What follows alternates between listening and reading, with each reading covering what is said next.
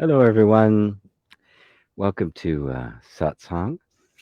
Um, I missed you all from not being available last week because it was a travel day, but I'm traveling tomorrow. Today, I am sitting in Tempe, Arizona, at my youngest son's house. He's not that young, and he's got a very nice backyard and a patio. So I'm sitting out here.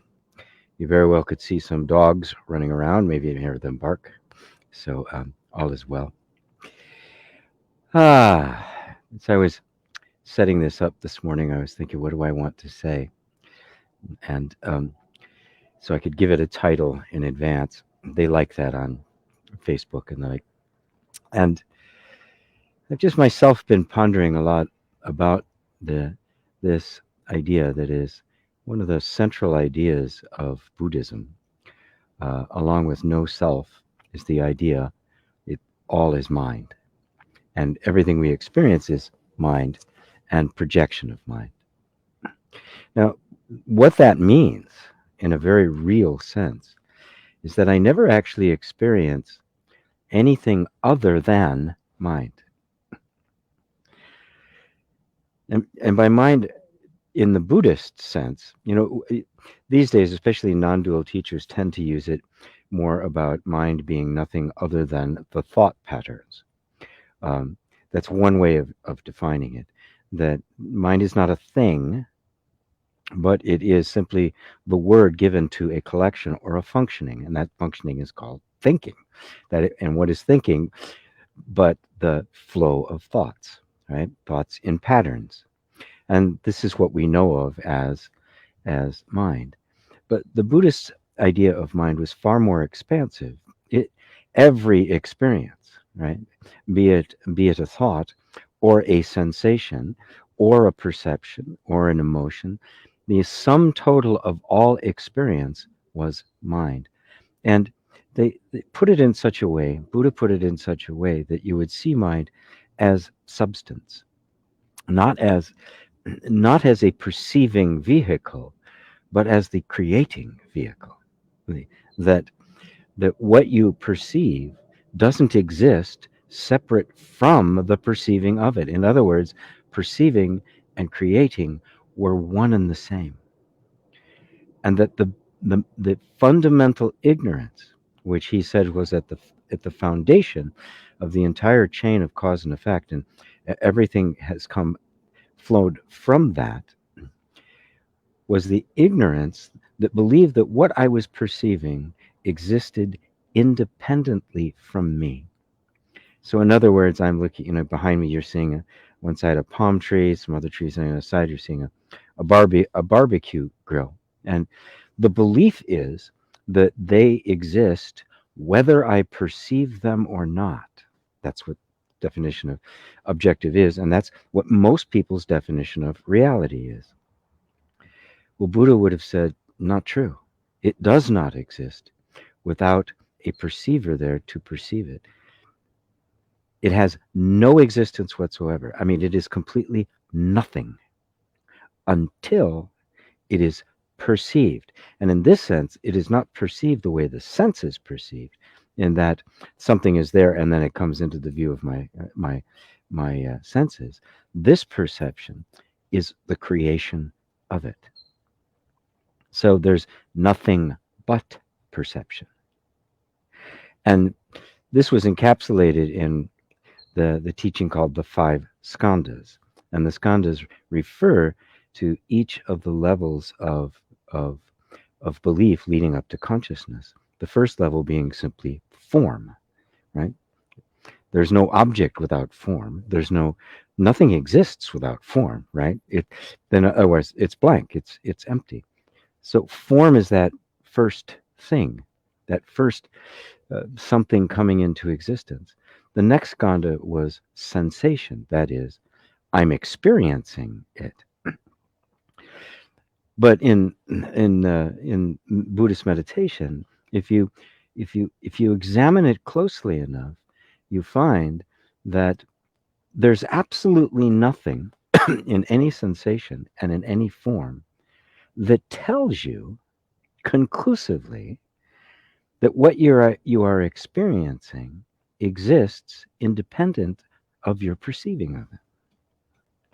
And therefore, the the the form literally disappears because there's nothing there being seen into sensation itself. That is, sensation without any source.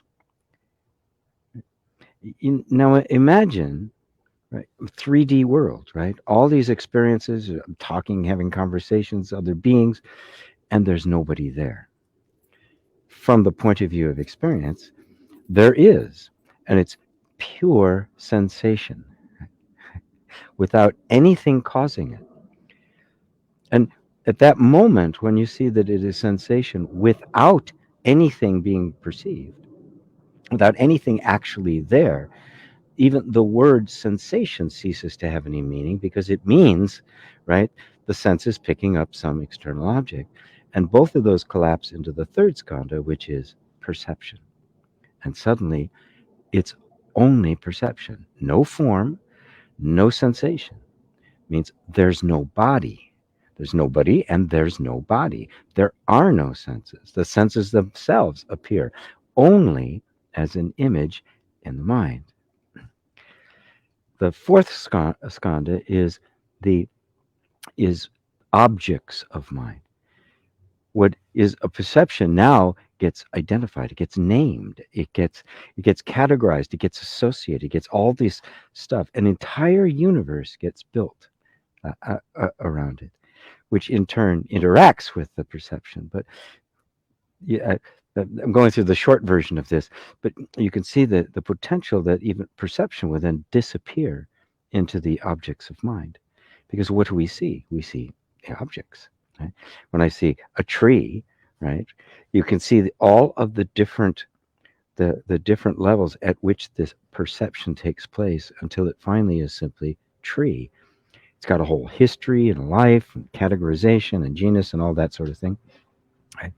And then it finally folds into consciousness, the the sense of being, which in Buddhism is not the last step. In Advaita Vedanta, it is, but in Buddhism, it is not. Consciousness is not the same as the self, whereas in Advaita, it would be regarded as that pure awareness or consciousness. But they're talking about exactly the same thing. I wanted to discuss that, and because what you experience, I want to look at this in a very practical way. So this isn't just kind of a philosophical thing to look at. Make you sound smart at a party about, oh, the nature of perception. I know what that is. But how does that impact our life? Well, when I form a concrete belief about something, which is an object of mind, I am literally believing it into existence. If I believe that it's hard to make a living, it will be hard to make a living, not because it actually objectively is, but because you believe it that it is. Take anything, you know. I hear this a lot from my female students. There's no good men out there. Where are all the good men? And when you say that there are no good men out there, and you believe that, you literally create the experience of there being not any good men out there. You have believed it into existence. Now, can you grasp the power of that? Every single thing that's ever gone down in your life has been a result of your beliefs, right? And of course, the majority of those beliefs were installed in you before you had any say over the matter. Right? They were just installed. They were not deliberated. They were, it didn't ask for your permission. You were just taught this. You began to believe it. You picked up both quiet, invisibly transmission from your parents, right? Just energetically, patterns of thought that had been in the family forever. Um, and then, friends and the media and, kind of this conglomerate of stuff. And you formed a view of reality that you believed in and thus created your entire experience. If I believe I am not worthy and I should be punished, then I will experience life through the lens of not being worthy. That's the perceptual lens, and it will create form and sensation that match that. Now, as you can tell, this is kind of like what they teach in the law of attraction, but they they don't take it far enough. It's really quite remedial. You are the arbiter of the entire thing. What you believe manifests as reality. There is no objective reality. None. Zero. It then behooves us two things. One is be very vigilant about the kind of thoughts you entertain, the kind of things. God, this always happens to me. Ah, guess what? It's always going to happen to you. Why? What's the power that's making it always happen to you? You. You are the power. You are the Buddha. You are the creator. You are the I am. You are Brahma. You are the creator God. You are Yahweh. Um, I really want you to grasp the significance of this. And then what would it mean if I'm the one creating my whole life and everything in it and everyone in it, every single perception I have? Well, then who am I? All of this has proceeded forth from me. Therefore, it is all me. Everything. Nothing left out of that. Well, then who are you? Not just this person sitting here listening to this guy talk. Clearly not. You've created me.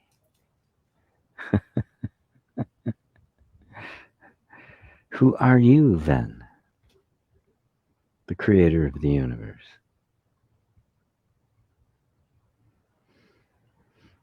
Is that too much to take? Is that too big? So, oh, I'm not that. Do we want to not take responsibility for all of it? Do you want to continue to imagine yourself suffering at the hands of others, or at the hands of circumstance, or the hands of some unfair world out there? Or do you want to step into the ultimate authority, which is the knowing who you are, identifying yourself with the Brahma self? This recognition is the Buddha. That is the Buddha made manifest. The reality is the Buddha. The experience of it is the Buddha. This is Buddha nature. This is also Christ consciousness. Christ spoke from this place. I and my Father are one. If you've seen me, you've seen the Father. He even said in the Gospel of Thomas, "He who drinks of my mouth shall become as I am, and I shall be he." Or she. What was he pointing at? He who drinks of my mouth, which is exactly what I'm speaking of right now. I and my Father are one, shall become as I am.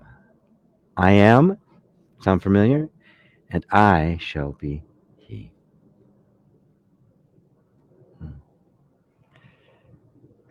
I'm going to leave it at that. This is the kind of thing that you ponder, because remember that the using the other definition of mind, um, that the tendency of thinking, our thought patterns have all anchored themselves in the original fundamental belief: I am the body. I'm the body in a world. So I am here, the world there. That is the original illusion. That is the original ignorance. You're not the body in the world. You are that from which both the body and the world have emerged. You are the all. And the practice, as it were, was is watching the thoughts that revolve around that sense of a finite, limited self, identified as the body, and going, ah, there it is. And it's just a pattern of thought that has gotten put into place and not been scrutinized. So I'm going to leave it at that, everybody, and go back and say hello to everyone. And oh, it's good to be back with you all. I always miss it when I have to skip a week, but next week should be good. I am traveling tomorrow. Well, I start tomorrow and I end up there on Tuesday morning. So it's kind of it's a long travel. So hey, Roberto, welcome to Europe. Not quite yet. I will be there on Tuesday. Um, Red Rose for you, Sonia. I'm dealing with a fear that hits me hard when I feel overwhelmed and that I'm not going to be able to complete what I need to, and I also stress because I want to have free time to do whatever I want. Okay. Well, first off, let's I'm dealing with a fear that hits me hard. Now, when a fear comes up, right, and it comes up to everybody, right? It's just part of life. Does the fear say, I'm hitting you hard? Or is that an idea, a concept associated with fear, right, that came after the fear appeared? Does it come with it? Does fear say, I'm hitting you hard? Or is it just a sensation in the body?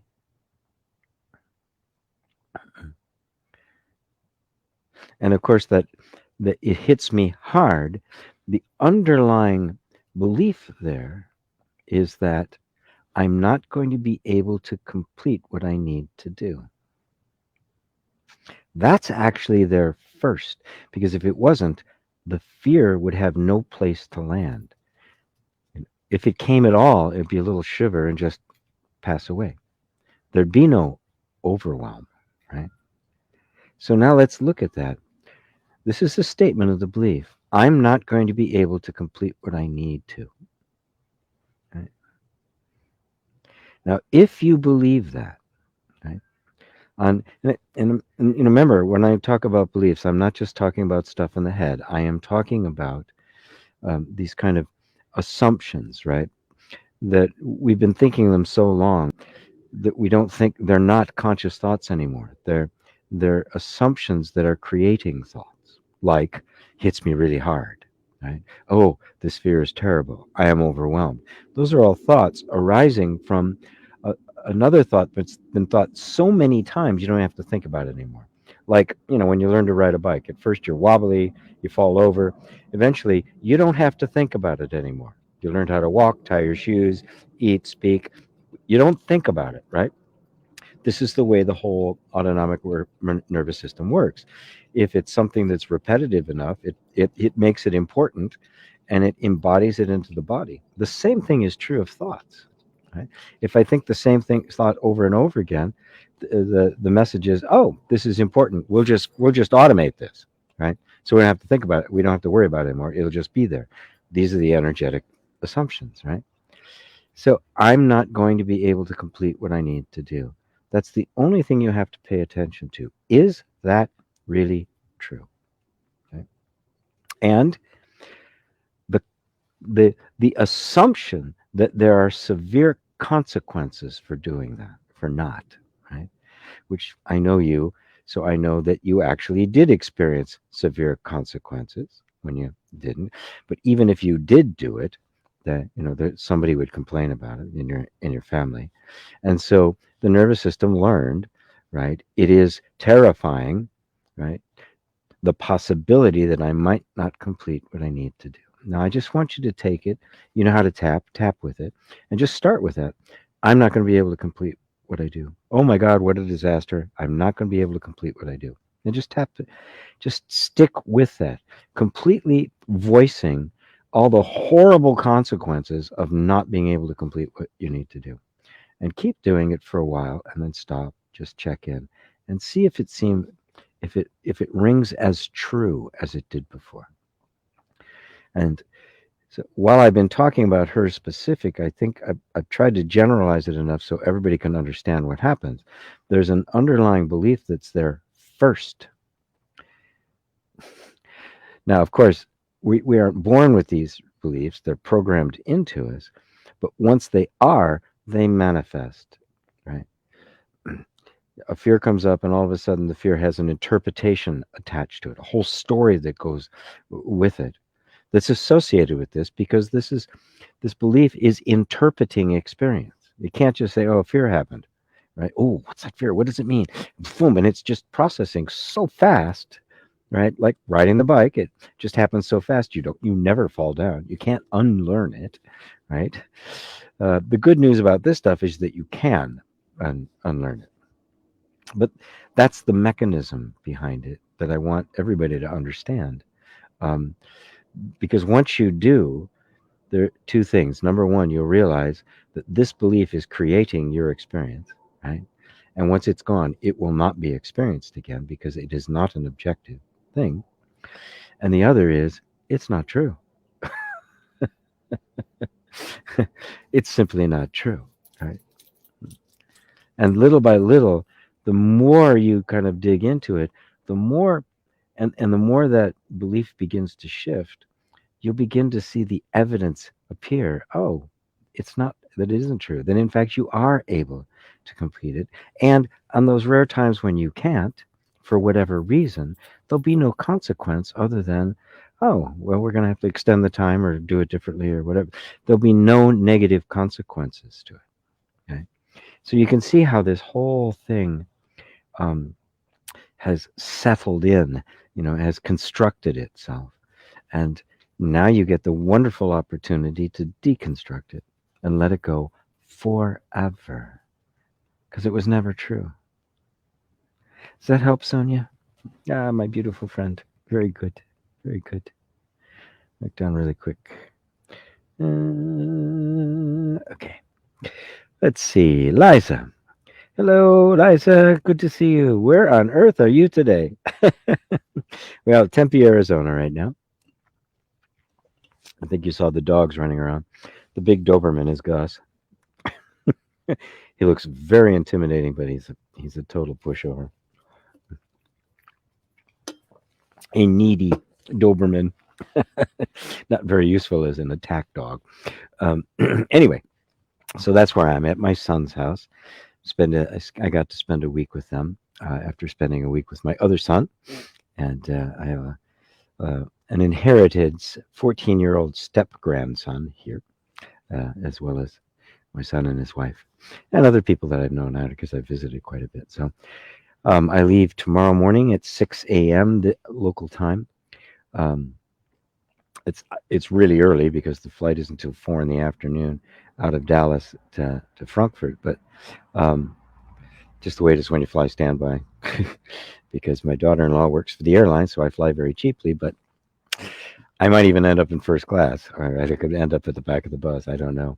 We'll see. Hopefully on the long one, I'll at least get to business class. Could happen. The numbers look good. So anyway, that's where I am on the earth today. Next week I will be somewhere around Frankfurt, and it'll be very, very fun. Hello, Ravi from Romania. There's Tatiana in Toronto. There's Penny in the west coast of Canada. There's Ava in Poland. Dave and Elaine, good to see you in the southeast of England. Then there's Rosario, also in Madrid. Welcome to Europe. Not quite yet. Europe bound. Not quite yet. 2 days. There's Joanna. There's Rosario Alba. Oh, okay. I see it. Johanna, hello, GP. Hello. There's Ursula, Madeira Island. There's Merck. Hi, GP, and all. Lovely winter weather over there. Well, in Arizona, yeah. Guess Europe is not behaving at its best right now. So much fear everywhere, mass psychosis and manipulation. We need more EFT and less mRNA. I would agree with that. I would agree with that. So everyone should do more. And, you know, everyone, there's, I don't know if you can see him. Yeah, put your hand up there, boy. Um, everyone has a bit of a responsibility for mitigating the amount of fear in the world. I mean, there's a lot of fear, right? Some of it is, there's some legitimacy to some of it. We all need to be concerned to a certain degree, and a lot of it is just over the top because we don't know what to do. We don't really know what's going on. We don't really feel confident uh, about how it's being handled, um, and so and so there's a lot of unknowns there, and in those unknowns is where all of the fear can creep in, all of the anxiety, all of the actually even all of the anger and the hatred, because there's all of these unknowns.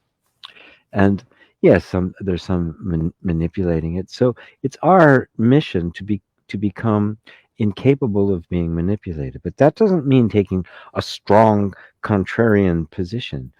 It means to be inwardly open and to to intelligently find the right way to become fearless, to live without fear. Now, as I was saying in the beginning, and this might seem rather radical, and I don't talk about this often, but and usually not, except to advanced people. But I'm going to throw a little bit out here, and and that is, excuse me, and that is that if it is indeed all mind, as the Buddhists say, then the true virus is here. And if that's the case, then the true immunity is here. Now, this does not mean that I am advocating for or against vaccines or any of the precautions or wearing a mask. I am not taking any position on that whatsoever. It would be irresponsible as a teacher who has influence over people to do that. I'm always one to make up your own mind, but be open and avoid cognitive bias and all the other kinds of things that can confirmation bias that can pop up. But I take it from the position that nothing can enter into my life that doesn't get into my mind as a belief. To me, this is an absolute fact. That doesn't mean concessions aren't made, right? But for the most part, I don't seek out medical help for most things. I have in some instances, um, but I don't make a habit of that sort of thing. I'm very, this is an art of moving within the world from a very different perspective. But this is a perspective in which, while it is an absolute position, you cannot force it as an absolute ideology. I hope I'm explaining that correctly. But if we can remove our own fear, right, what impact would that have on the world? And I mean fear of the virus, fear of the vaccine, fear of the mass manipulation, fear of the authoritarian, tiptoe, the the power grab, all of our fears, right? All of them, right? Now, as I said in the beginning, what you believe to be so will be your experience, and you have within yourself the entire power of all creation.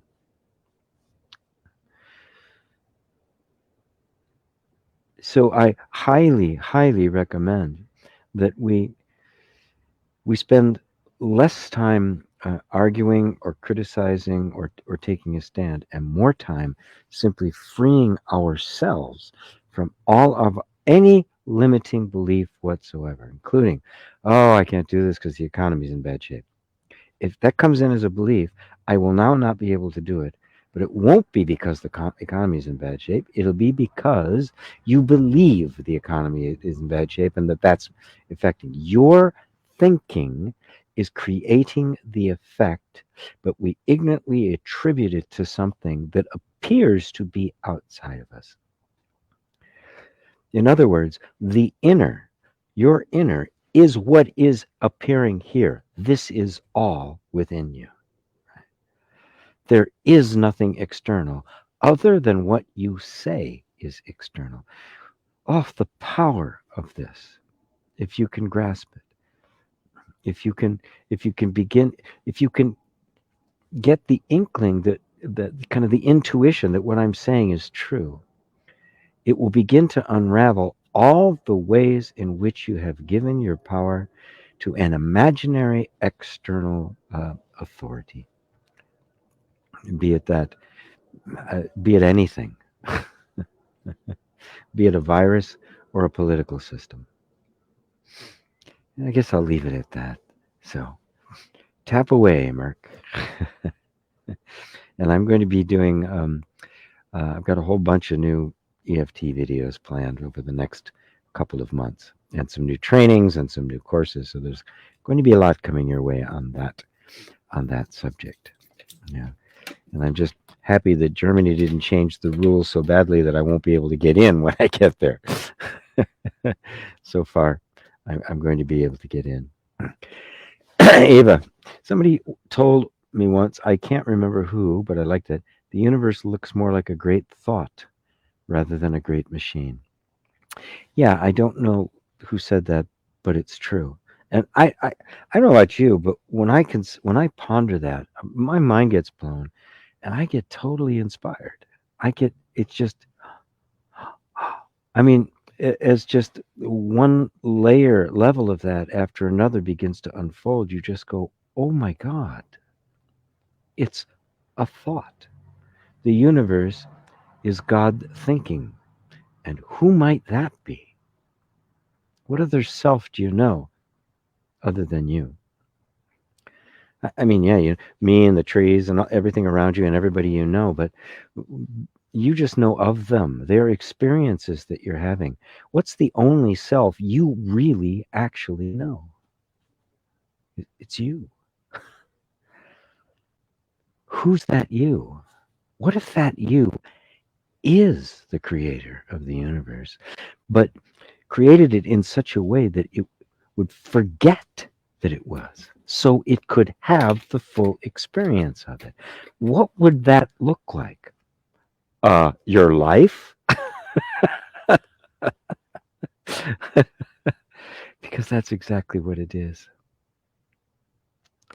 The universe is a great thought, is a projection of mind, as Buddha put it. It is mind. Realizing that, it becomes the great perfect mirror mind. In other words, the self looking at itself. The self in essence, the formless, looking at itself in form. Right? The emptiness and the form. They're not two. Beautiful. Thank you, Ava. Hello, Bob. Bob, good to see you. Good to see you. Peter in Italy. Everyone, glad to be here. Glad to see you are okay. Thank you for the precious pointers and wonderful topics. Oh, thank you. Yes, I'm quite well, thank you. Hello, Melissa. Good to see you. Hello, hello. David and Lane. There is no world, only mind. And mind is just the ripple on the ocean of consciousness. From the River Gita. Beautiful. Yes. There is no world, only mind. And what is mind but a collection of thoughts? And what are thoughts but evanescent ripples on the infinite ocean of pure awareness self? That's another way the Ribu Gita says it in a different place. But it's just extraordinary. I've been reading that probably every day. That one, when I ran across it, just went, whoa, what is this? It is the most clearest expressions of Advaita I've ever seen. And even the practice of it. It's very, very practical. It isn't just philosophical. Right? It really goes through absolutely every idea of duality, and gently deconstructs it and points the way. I highly recommend that book to everyone. And if you're not up for the reading, because it is available on, it's called The Essence of Ribugiti, and it's on Amazon. Um, but there's also recordings by Samanera Jayasara, who does a beautiful job with the reading of that, which is where I first discovered it. So, by I highly recommend that to everyone, as does David and Elaine, as you can see. So, yes, all is the self. As I say, everything is the supreme being, which is being, consciousness, bliss. And you are that, the one supreme being. Try to take that in. When I say you are way more than you think you are, I'm not kidding. There's Steph. Hello, Steph. Namaskaram. Red Rose.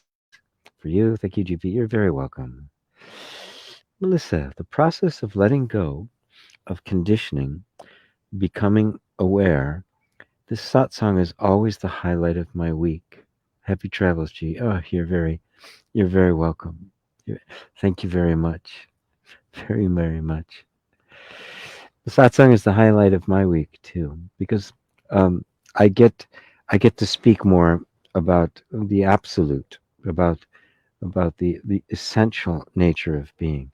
Whereas when I'm working with people in a lot of the classes, I, I, I step it down some notches to make it very practic and therapeutic, right? To help people with emotional and psychological issues, with stress, with troubles they're having in their life.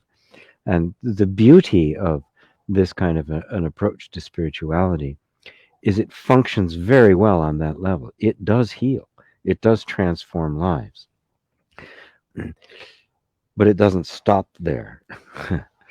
um, and my job is to show you where that power of healing and transformation actually comes from, and that the transformation is happening at the level of mind and conditioning. The real you, the real you never transforms and needs no healing. It was never conditioned. It was never stuck. It never had any problems. If you can get that, the therapeutic becomes less and less significant and happens automatically. Right? Because all of our problems arise from the belief I am the body in a world. That makes the world objective. This makes the body objective. It means the body's functioning has nothing to do with me. It's just kind of happening. And I mean, really, it's only been, at least in the West, in the mainstream thinking, that thought has any effect on the body whatsoever or emotion. It's only been in the last 60 years, well, 100 years. It goes back to the first new thought stuff. Well, there was Christian Science. There was the transcendentalist movement. A lot of stuff on the East Coast. All is mind, and um, and then eventually, in the turn of the last century, some of the Eastern things. There was a conference of religions. It was the first time a Zen Buddhist had set foot in this country, and so this merging began to take place, but it was still very fringe. But over the last 50 years, it's become more and more and more looked at. Till now, it is regarded. It's not even controversial that childhood trauma will lead to illness, to physical illnesses. The exact mechanism as to how is not really clear yet. Um, to them, it is. If you're, it is to me. But I'm not one of them. So I don't have any kind of authority in that world. But remember, it hasn't been that long, right? When I was a kid, right? DNA. That's the hand you were dealt. That's it. Neuroplasticity. What was that? It was behavioral, and you're kind of stuck. Um, that's all. That's all shifted. That's all changed. And so the the fact that there is this incredible flow, this continuum between emotion, a thought, and the physical body, and it isn't just this thing in a world. And then to see that for thousands of years, the in a completely different perspective on the experience we're all having, right? um, was that I that it is not separate from me. It is me. The sage and the ordinary and the ignorant have exactly the same experience. There's no difference. The sage gets a cold. Sage gets hungry. Sages, they get married, have kids, right? Everything that goes along with it, right? And so what is being experienced, that is in its is the same. The interpretation of what is the experience is completely different, right? To the sage, it is all myself. To the unenlightened, I am this body. There is this world. Oh, what's going to happen to me? Right? So my job is to make you all sages. How am I doing? Do I get to keep my job? So, um, let's see, Melissa. I wanted to comment more. Process of letting go of conditioning, becoming aware. Yes, it's actually becoming aware, which naturally has you let go of conditioning. Because the very act of seeing conditioning as conditioning, rather than as just as the way I am, it's a bad habit, how do I overcome it? If I just see that it is conditioning, that seeing is becoming aware. That is awakening, right? I'm no longer just, I'm no longer it. It's no longer just completely, it happens, I respond, boom. There's no deliberation in there. Awakening means there's enough of a separation that I realize that this is conditioning. And going a little bit deeper, the conditioning is not me, right? That it is simply the way the system got programmed, like any other system. And I'm here looking at it. And yeah, there's a lot of thoughts, and I keep falling back in and coming out. But for the most part, I'm out, right? The very fact that I got out once is really all it takes. That is the awakening, and it's only a matter of time before that gets deeper and deeper and deeper. And you can simply ask, well, then, if I'm not my conditioning, if I'm not this body, then who am I? Right? And of course, now you're standing on holy ground. So thank you. Steph loves Dobermans. Yeah, they have this reputation, these tough dogs, but they've had two of them, and they've just been just sweetie pies, and I've loved them. And when I get up and walk around, Gus is like right next to me, just go every day. It's really fun. Renee, I'm in a crossroads in my career and life. Everything is great. I just feel a change a coming. I'm confident it will all work out, and I'm fortunate to have options. Any advice how to choose my road? Um, yeah, yes. Um, it's wonderful. First, enjoy the mystery of it. Let's just look at this in slow motion, right? You didn't, you didn't make the road. You're living your life, you're doing stuff, and finally, so you find yourself at a crossroads, right? Or maybe a Y, you know, in the road. Now, you didn't make that crossroad, did you? But in the course of living your life, you've been through this. This is where you've gotten. And you go, oh, well, now, which way do I go? Now, that can for many, that can be very, very stressful. What causes the stress? The stress is an underlying belief that I could possibly make a mistake, right? That I could make the wrong choice. Right? Right. Now, look at it a little bit deeper. Look at any choice you've ever made in your life, right, that was big enough to matter. Right? Any of them. Right? Doesn't matter what it was. Especially if it caused you a little bit of stress. Which am I going to do? How am I going to do this? Right? And then look at the moment when the choice was made. Now look really closely. What actually happened? Did you, were you there making choices? Right? You know, right, you were, there was stuff going on in your mind. There were some complete competing directions and the sense of not knowing where to go. But didn't simply a choosing thought emerge, and behind it some energy, right, that started you in a direction, and a split second later a thought appeared, I chose that. Did you really choose it? Do you choose the direction any more than you chose the crossroad that was approaching? Think about this deeply, and if you realize that I didn't do the crossroad, I didn't do the options, I'm not making the choice. I'm along for the ride. And it'll take all the fear out of it. You can't make a mistake because you're not choosing. And no mistakes can be made because what is choosing is infinite intelligence. You can't screw this up. Right? Now, the mind will say you can, right? Especially if you start heading in a direction and it doesn't look like it's going anywhere, or maybe suddenly it gets really difficult. You go, oh my God, I made the wrong choice. Really?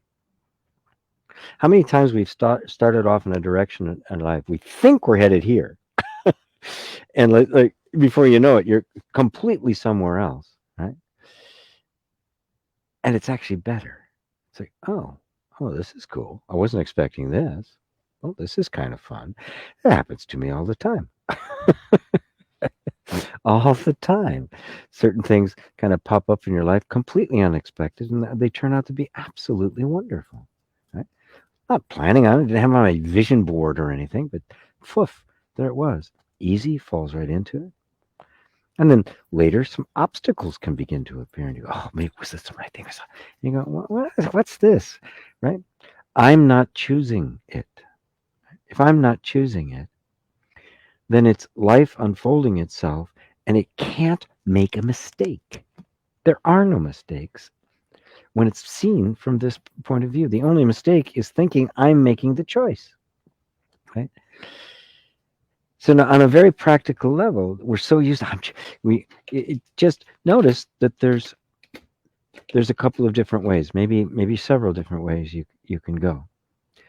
And one of the ways that I'll approach this on a practical level is to simply picture yourself, take each one of the ways that you're thinking to go individually, and just picture yourself there. Begin to play with it. What would it be like? Right? But dropping the idea that you're choosing, and instead just being with what it feels like. Right? I've done this. And then try the other one, right? Give them all equal time. And there's no rush. Keep coming back. This is just keep coming back to it.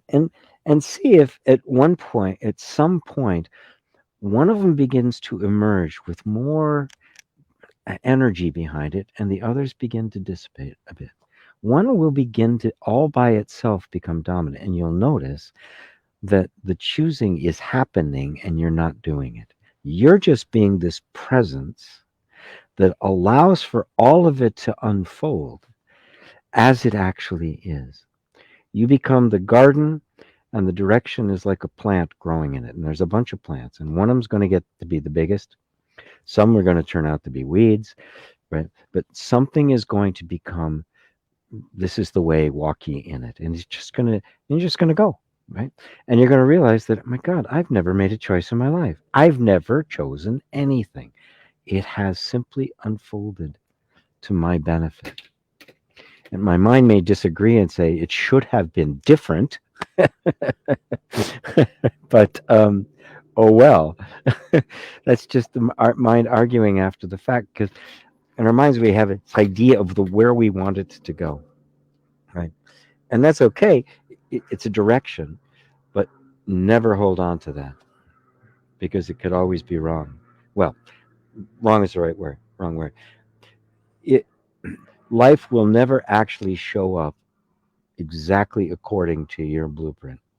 No matter how well you do it, no matter how well you build that that vision board, life is under absolutely no obligation to conform to your wishes. But you are definitely under the obligation to conform to that which is happening. And the more you do that, the more just peaceful you get about the whole thing. It's like nothing has ever gone wrong. Nothing ever could, right? Which is a strange thing to think when you look around the world, right? When nothing's going wrong. Somebody even said that once to Nisargadatta about all the stuff going on in the world. And he's in my world, there's absolutely nothing wrong.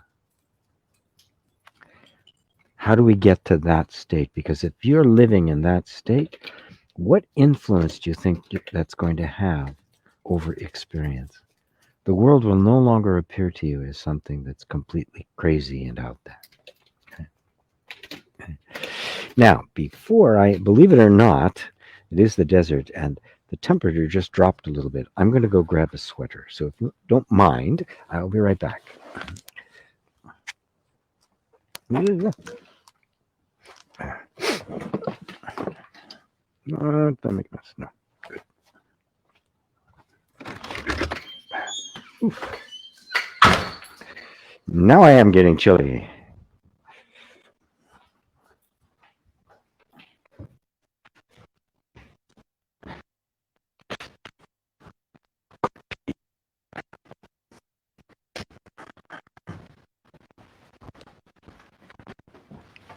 Oops.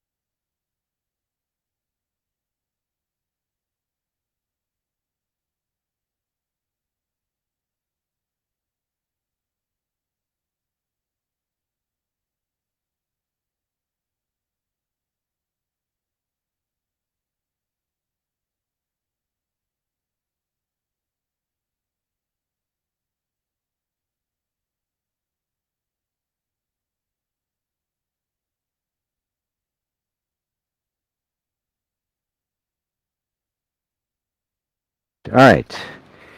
Cam, audio. Can you guys hear me now? Uh-oh. Uh-oh. What's going on?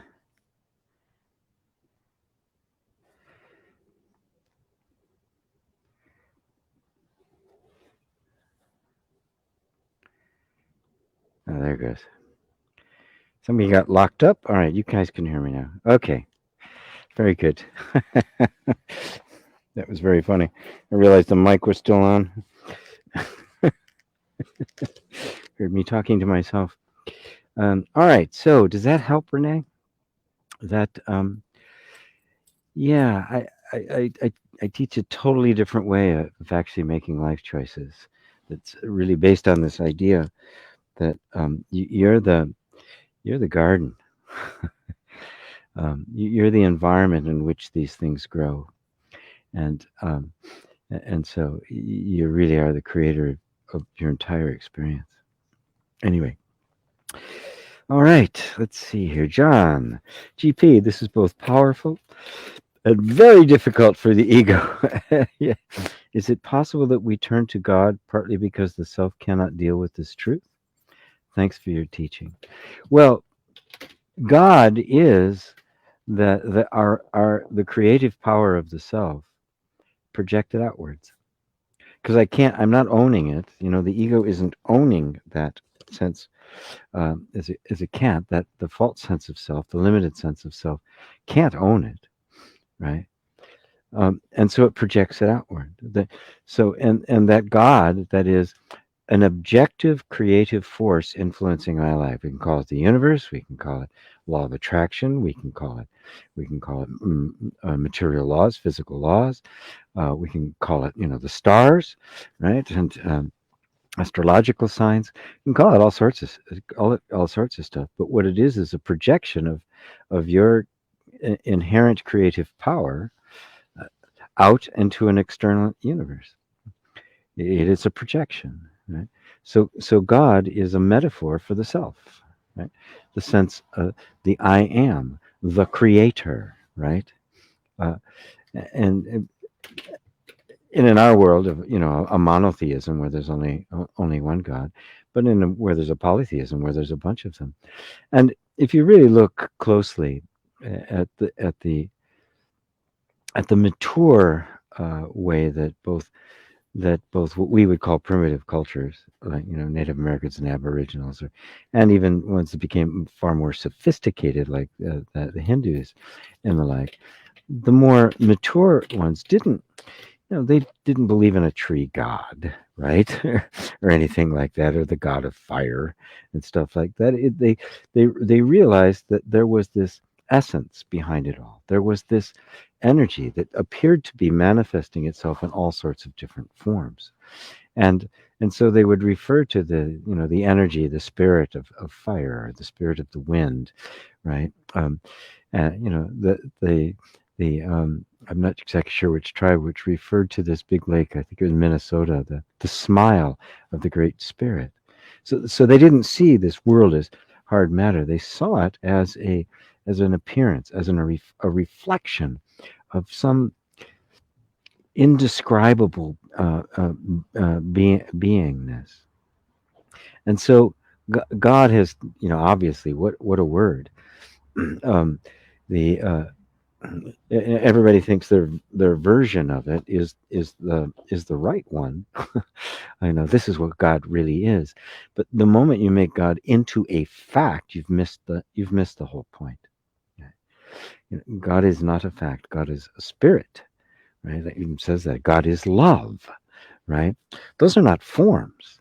That's not a being, right? And so if God is love, then every act of love I engage in is God, right? Every feeling of love I have is God. Right? That makes me God.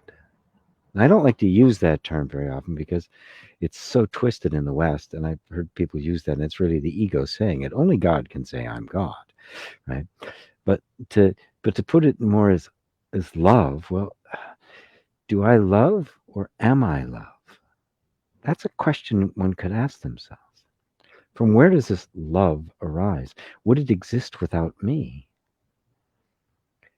And yes, we see love when it takes shape, right? The relationships between people, actions of kindness, actions of sacrifice, of altruism, and the like.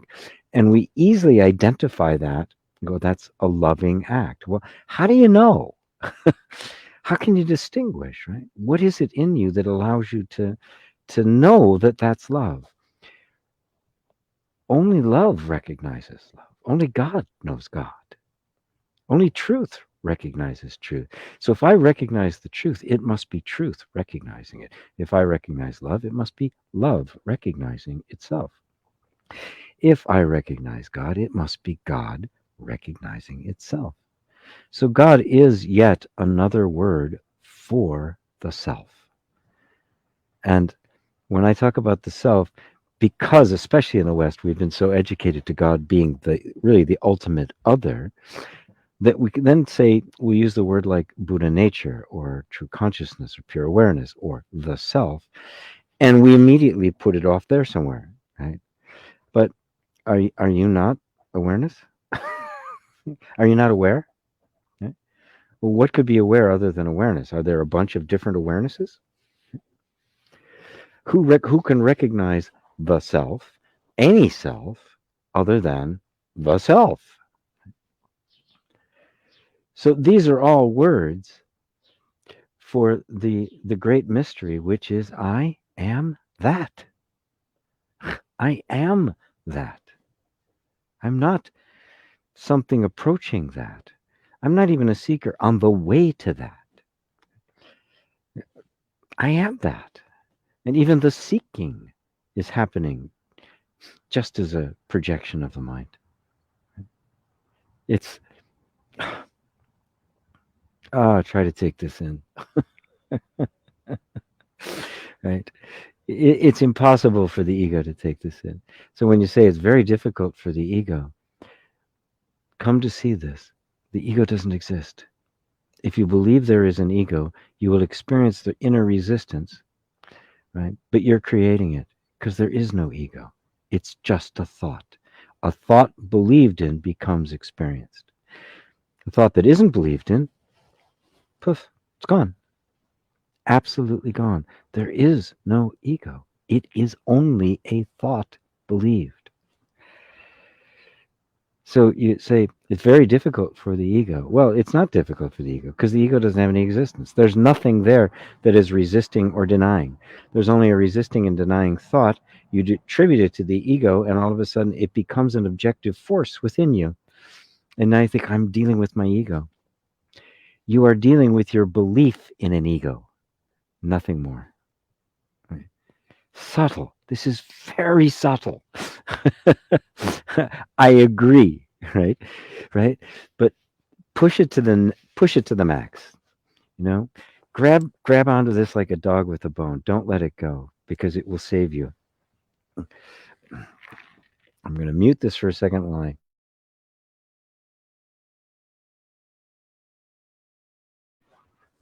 my green stuff in the morning.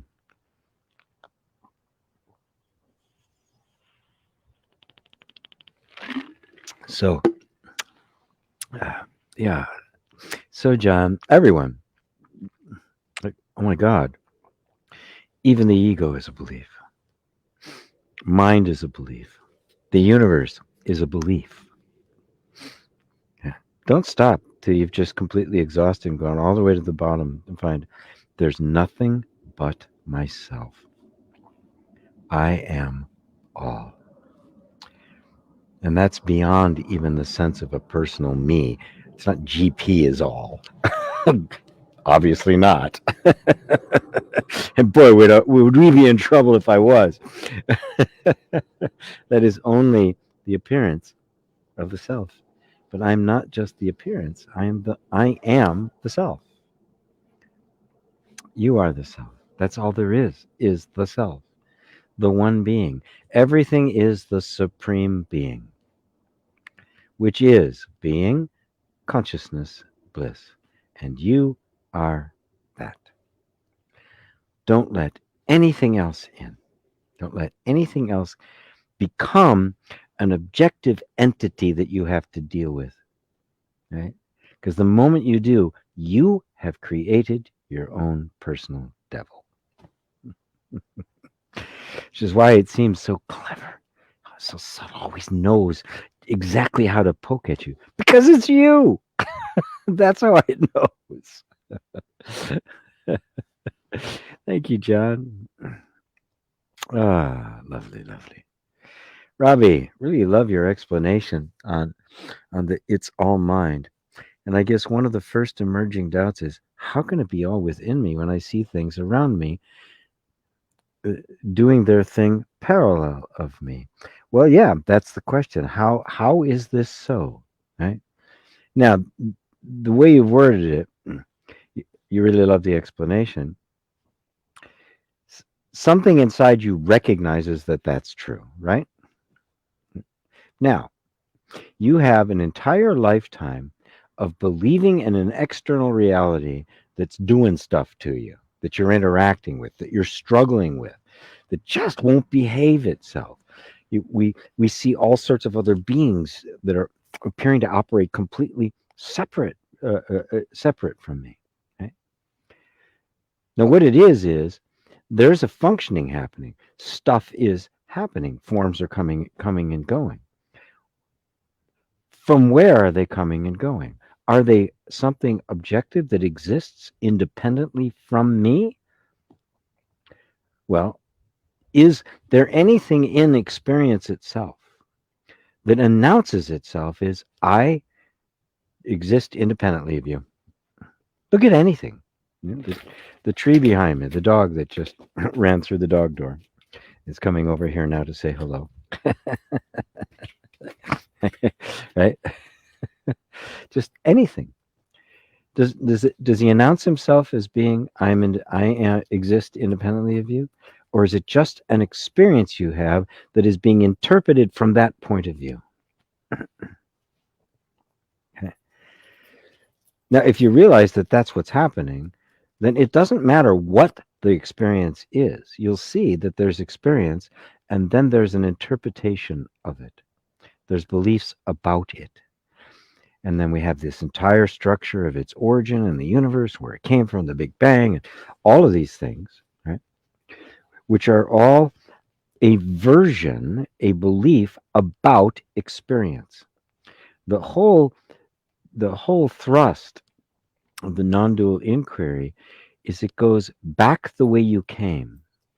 It steps out of all of the levels of interpretation and assumption and belief to go directly to what the experience is itself, with nothing additionally laid on it.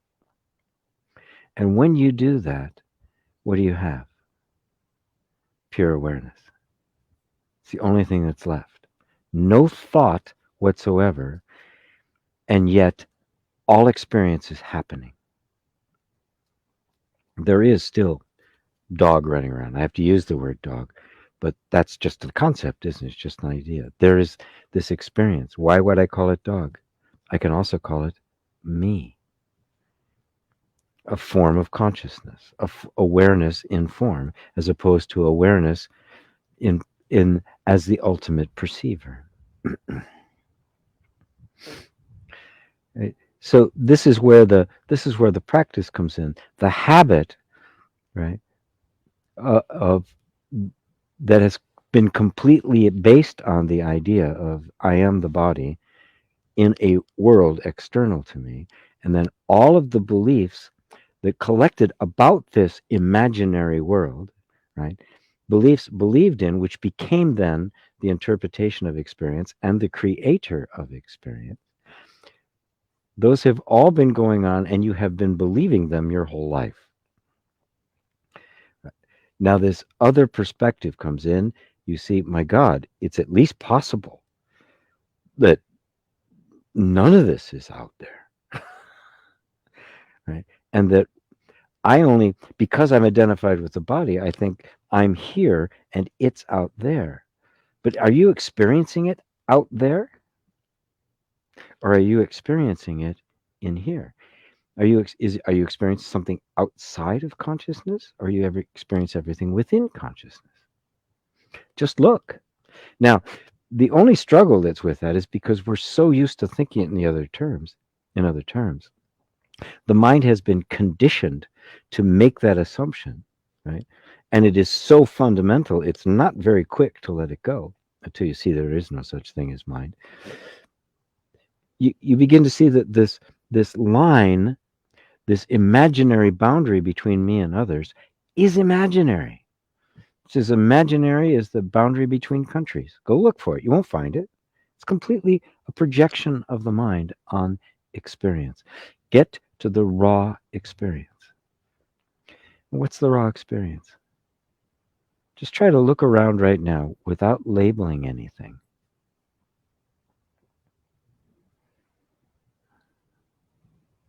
Just, and suddenly there'll be quiet.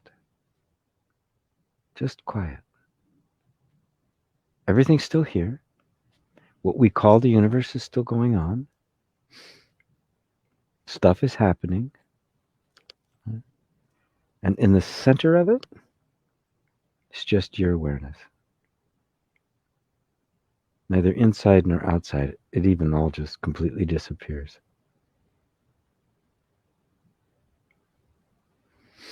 I'll leave that for now. I'm not sure it's complete, but I have no more to say.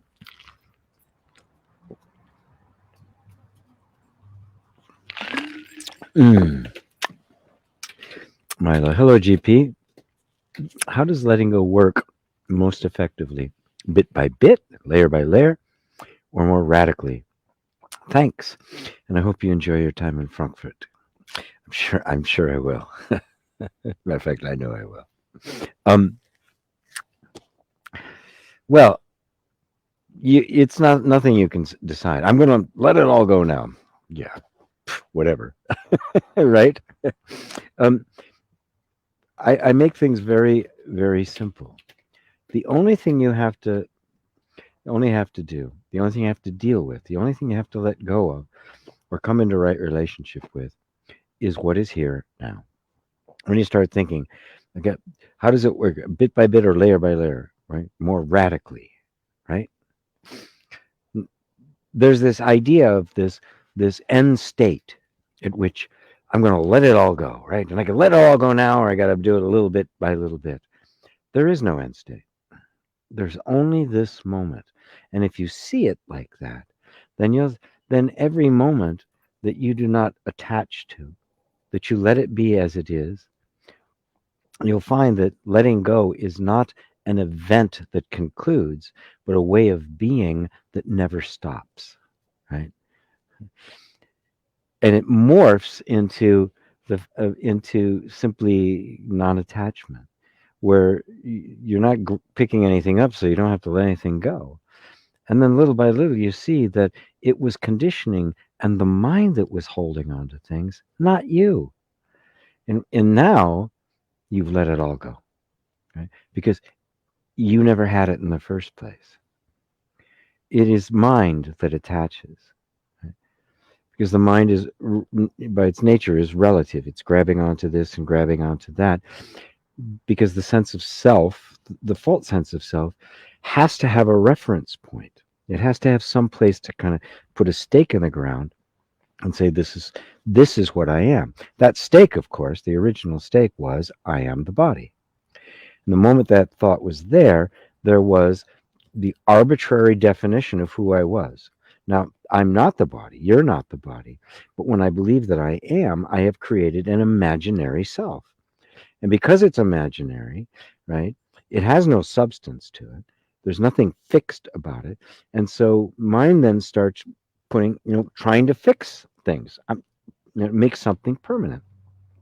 And of course, everything's changing around it, which is why it always feels unstable. It never, ever feels truly secure.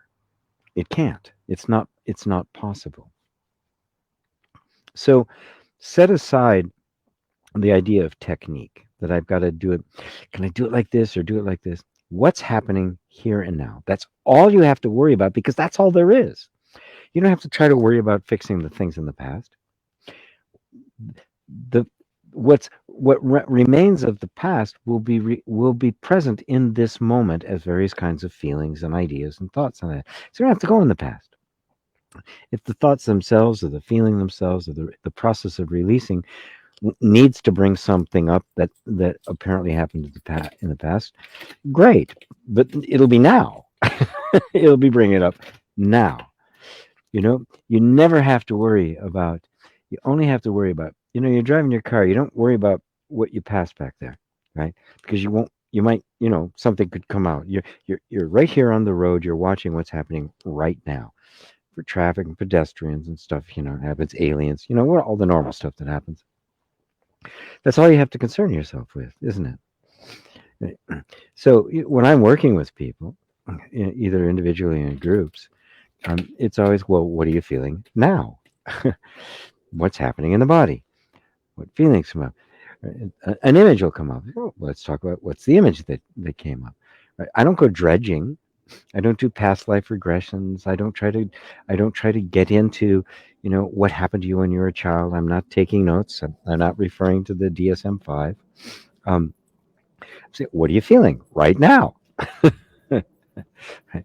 And that's all you ever have to do. And then pick it up from there. So you can even set the thing outside bit by bit, layer by layer, or more radically, because the most radical thing a human being can do is to be present in this moment. And when you are, you find that this moment will always present bit by bit. And again, now you notice you're not doing it anymore. You're flowing with it. You're participating in the Tao. Uh, one quick.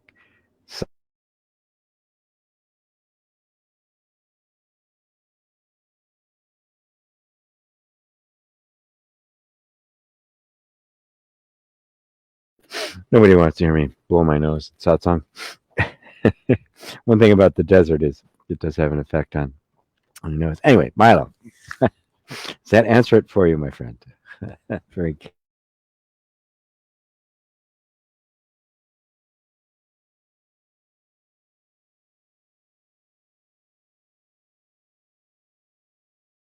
There we go. I thought I clicked to mute, remuted itself. Anyway, hope that worked for you, Milo. And I got a thumbs up and a smiley face from Melissa. That's the best. Tatiana, you'll never be fired. 100% job security. Good. Very good, because I can't get work anywhere else. Oh, Milo, it seems like it's an endless game when it's in small pieces. Um, it isn't an endless game. Um, because ultimately you see right down to the essence, I am not the body, I am the self. All the rest of this is just part of the process of coming to the point where you can completely surrender to being the self. Right? And the resistance falls away. The conditioning becomes less and less. It becomes weaker and weaker. And so it isn't an endless game. If the objective is the objective like self-help or personal development, then it is an endless game. Without the additional understanding of the true nature of the self and who you really are, then it is an endless game, because it's a moving target, right? It's never enough. It'll never work.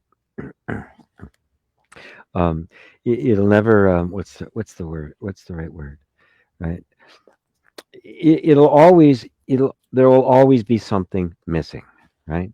No matter how much self improvement you do, no matter how much you learn, right? No matter how much you release, or how much you process, there'll always be more, right? Because if you're simply trying to improve a self that doesn't really exist, right? It's like giving medicine to a ghost. It's just going to shift position, become a different self with a different set of problems. So in that sense, that would make it endless. That's the self-help treadmill. Without this, without the the non-dual spiritual understanding of who you are, right? Who you've always been, the process is endless. But knowing who you are, you realize that what you're really doing is not improving a self, but simply deconstructing and eradicating anything that isn't you. And that doesn't need improving. It's a disidentification with the self that needs constant improvement, because you've never been that. You have always been you. And that's the discovery. And that takes That doesn't throw all the self-help techniques out. I use EFT and a few other things. So you've inner child work and some things like that. Had past life regressions take place, um, but they're serving a different purpose, right? They're serving the process of disidentification with conditioning, and the identification with conditioning is the false self. That is the ego. That's all there is to it, right? And so, from the point of view of knowing who you are, the various techniques of therapy and self-help and personal development can become effective. Right? They won't become a treadmill. So, okay, Milo, thank you. Renee posted my question before saying hello. Renee from Philly. Go birds. Thank you. Go birds, yes. Persistent ego. Throughout the last year, I have had this experience happen on the tail end of a psychedelic experience, but that has, in its last occurrence, been happening during meditation. Is there more? That's it. Okay. Um,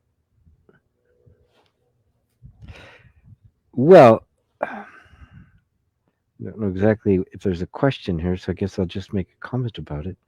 Um, the meditation is the actual practice that will bring you to a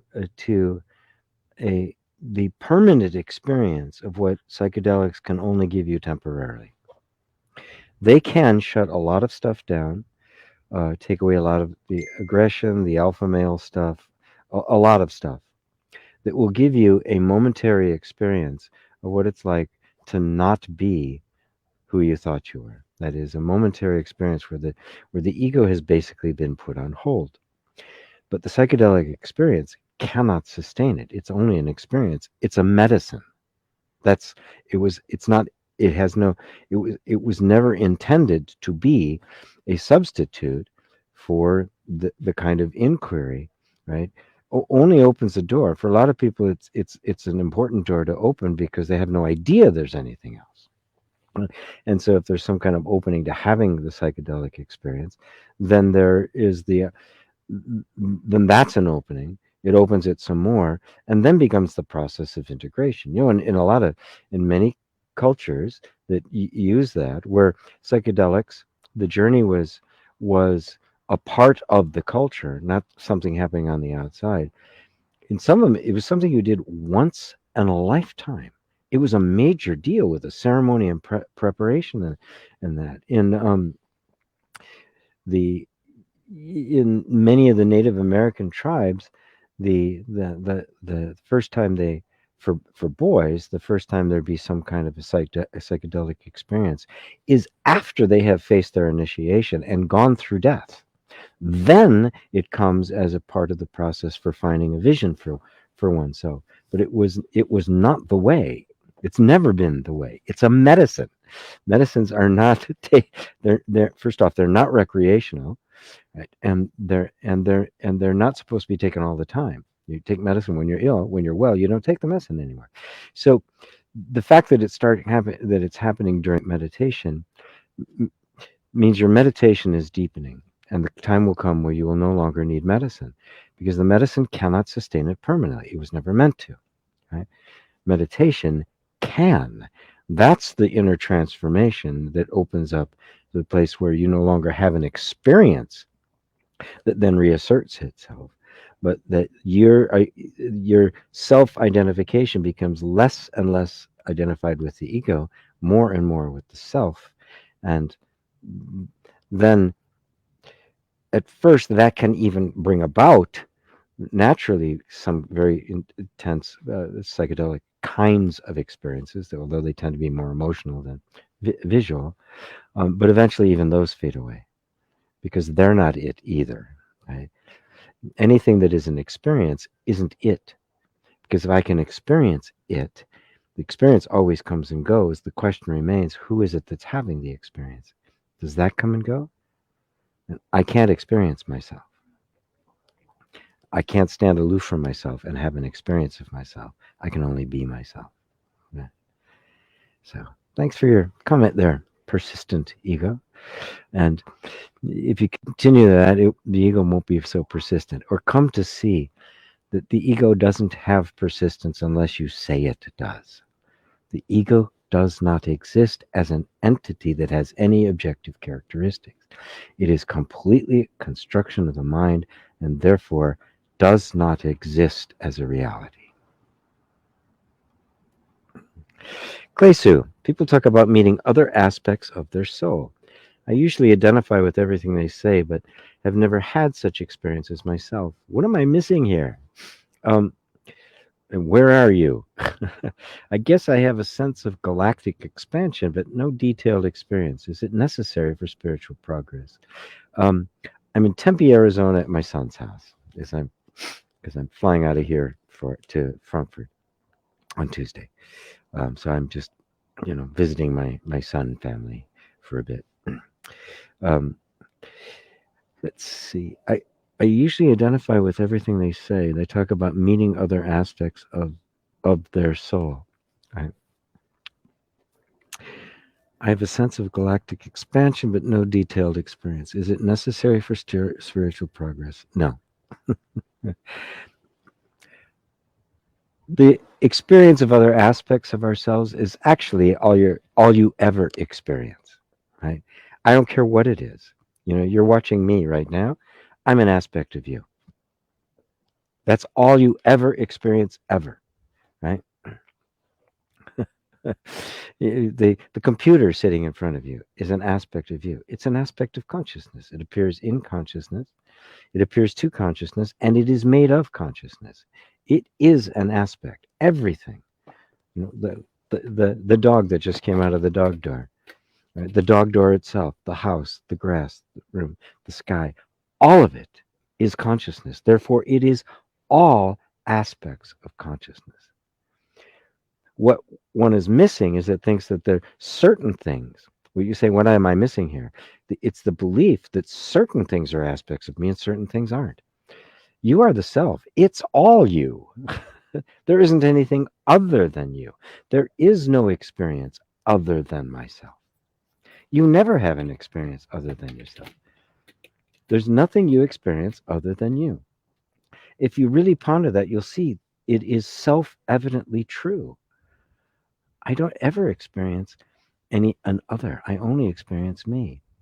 If there's no me, I have no experience at all. Therefore, the experience of me and the experience of other are always simultaneous. I'm always experiencing the self, myself.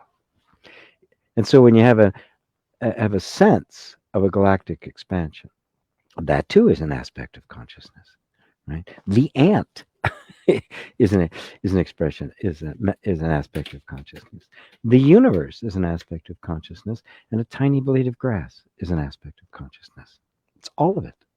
Absolutely all of it. So having a particular kind of a sense, a particular quality of experience, has nothing to do with spiritual progress, because spiritual progress is not an improvement in the kind of experiences you have, although that does happen. Spiritual progress is coming to know the experiencer separate from the experience.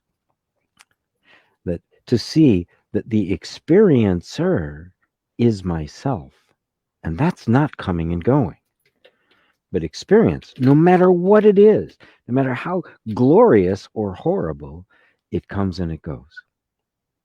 You even say it was glorious compared to previously, it wasn't so glorious. And now I'm having a glorious experience, right? Now I have the sense of the galactic expansion. And the next minute I have the sense of my galactic contraction. Just they're both experiences, aren't they? And notice, without you, this constant, neither could be experienced. So spiritual progress means the sense of self is moving away from experience and into the absolute experiencer, moving away from that which is constantly changing and fluctuating, the ups and downs, the yin yang, into that which is unchanging, which is beyond time and space, beyond all objects, beyond all experiences. That is the self. That is you. And you don't have to look for long to realize, oh my God, that's me. I'm what's not changing. I'm always here. Right? But our very immature ways of teaching spirituality has turned it into a particular kind of experience. The experience of, this bliss, this eternal, oh, I'm so happy, it's so wonderful, I feel so free, I feel one with everything. That's it. And of course, when that fades, as it will, and now you're feeling, I don't feel so good, right? Then it's like, oh, I'm not spiritual now. Something's wrong. Like the object of spiritual progress is to have this a particular quality of experience, a quality of feeling. It's not. Once you see that, you let go of trying to control any of this, and that's when you discover the true bliss, which is, oh my God, none of this touches me. I am beyond all of it. As Christ said, be of good cheer. I have overcome the world. That's what he was talking about. It's not that he conquered it, right? He had, the big army that, conquered the Romans, which is what they wanted. They were hoping for, right? That was what the Messiah was supposed to do. No, it was all here. He conquered it here, right? Right? He was beyond the world. And that state of beyond the world, it's not a state, the nature of being itself, which is what he referred to as my Father. Right? If he had appeared in an Indian culture or in a Buddhist setting, he would have used completely different languages, right? Different words, right? But he didn't. He appeared there, so he used the language of the time, the metaphors of the time. And so for him, it was the kingdom of heaven, the kingdom of God. It was the oneness of I and my Father are one. And those are the terms he used to express the unchanging. Before Abraham was, I am. This is what he's referring to. Right? This comes and goes. There's no stone set upon another that shall not be torn down. Right? Heaven and earth will pass away, but my words shall never pass away. He's referring to this absolutely changeless background, and that's where the true bliss of being lies. Not in a particular quality of spiritual experience. Even if that experience comes from, plant medicine or it comes from meditation, right? All experience is transient. Don't get caught by any of it. Right? So it's not necessary for spiritual progress.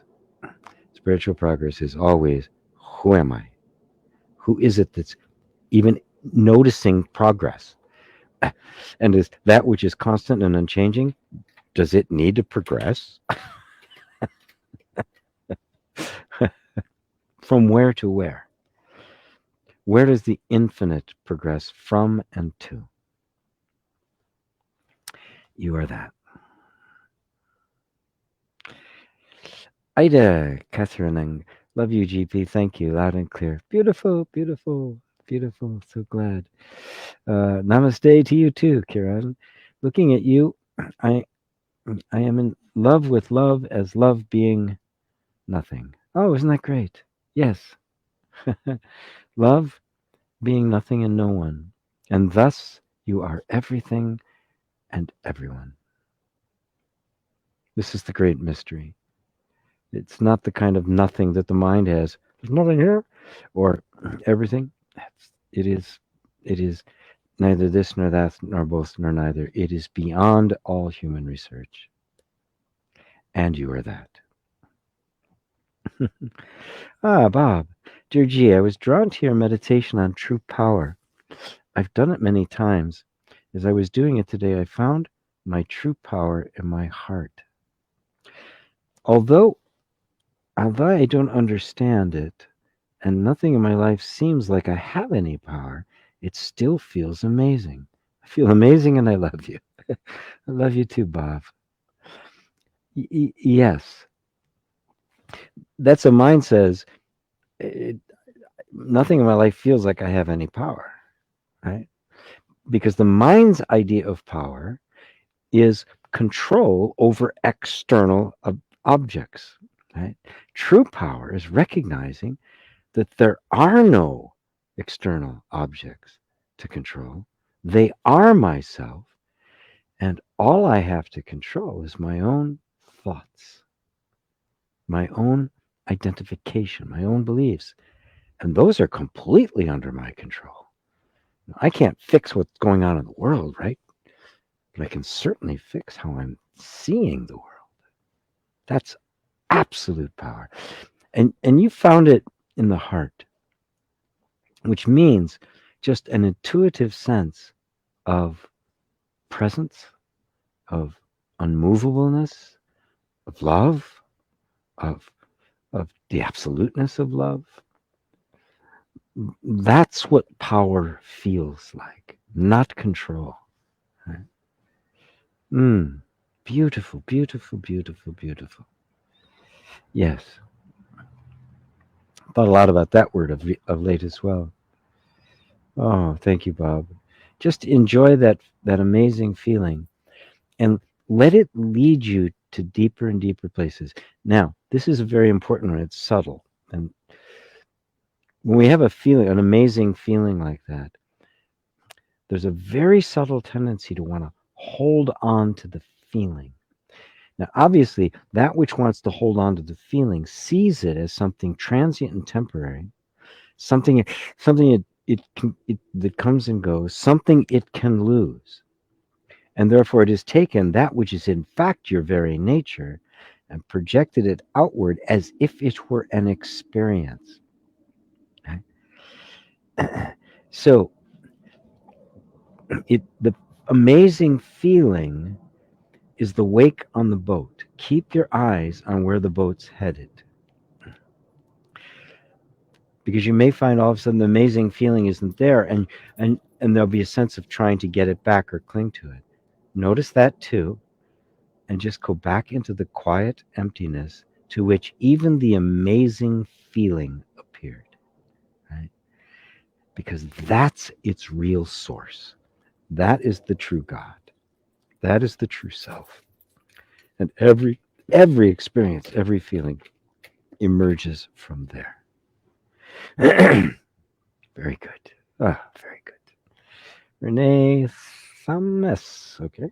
Sound is fine. Thank you for your advice. It is always appreciated. I'm from Philadelphia. I know there's a lot of people from around the world listening to you, and maybe they would know what Philly, oh, maybe they wouldn't know what Philly means, right? Yeah, to everybody in America, everybody knows what Philly is. Clay Sue, if I'm self, what is this mind body here to do? Yeah. Come to see that the mind body is also the self. The self is all there is. And so the self is the computer in front of you. It is the body, it's your nose, it's the eyes, it's the seeing. None of it could exist without the self there to experience it, right? It cannot exist without the self, which means it doesn't have an existence, and then there's a self that it's here that it has to do something with. Right? That it is the self. The self as form, the self is emptiness. This is the Heart Sutra. Emptiness is form, form is emptiness. Emptiness is the same as form. Form is the same as emptiness. They are not two. We look at it as two just by means of expression. So I would say, the inward path of complete disidentification, and the outward path, which is the complete reunification, where nothing is me, everything is me, right? And they're both true, right? So the mind and body are not separate. There is nothing separate. Nothing. So mind and body don't actually exist as an entity or an external of anything, right? They don't exist. They are the self. This is the self knowing itself. Just like your thoughts can't exist without you, can they? They don't appear somewhere else. They don't think themselves. They're simply what's appearing to you. So what are your thoughts? They're you, are they not? They're not something other than you. Now when you realize that all of this is thought, is your mind, well then all of this is me. As it says in the Upanishads, everything is myself, for this has poured forth from me. Really take that to heart. John says, wonderful, thank you. You're welcome. Mary, hello, GP and everyone. Hello, Mary. Diane, bless you from Diane and Yukko.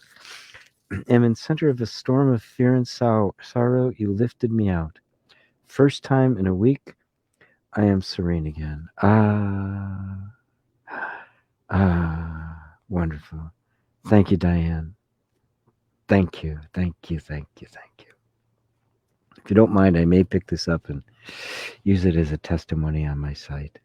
Yes, this is the gift of true spirituality. Right? It heals without even the intention of healing. It does all the things that Jesus said to do. Feed the hungry, heal the sick, open the eyes of the blind. It does it automatically. You don't have to try. It relieves the sorrow. It visits the homeless, the widows, the children, the orphans. It is love itself. And fear, sorrow, none of these things can stand in the presence of love. They don't need to.